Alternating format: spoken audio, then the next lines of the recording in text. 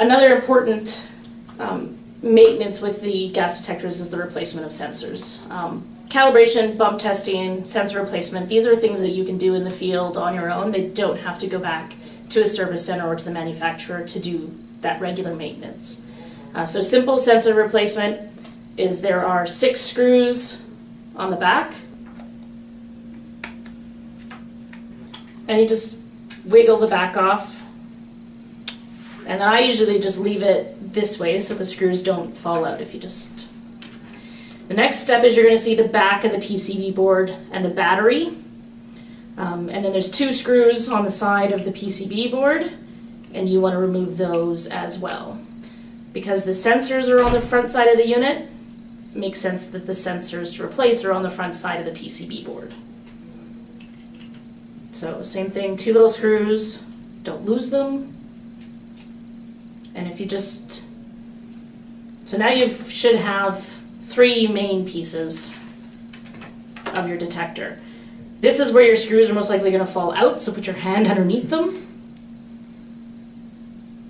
because you're going to lose these 2 little PCB ones most likely. That one kind of stuck, but...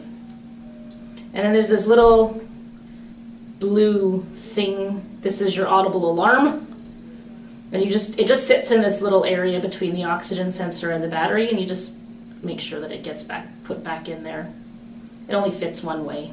So this is your sensor filter screen. These are also replaceable. Again, really simple for you to replace. They just go between the sensors and the front of the unit.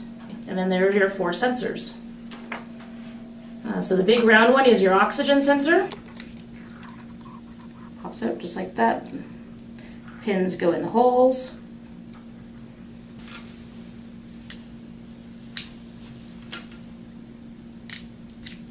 One other thing to note is the PCB board is marked with the sensors, so it'll tell you where the H2S, CO, LEL, and O2 sensors go. So then just slide them back in from the side.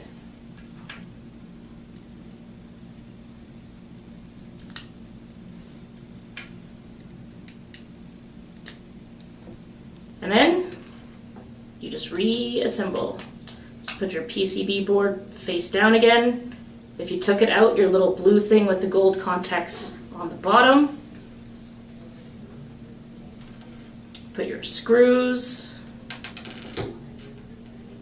back in the hole, and the hole is actually labeled screw on the PCB board.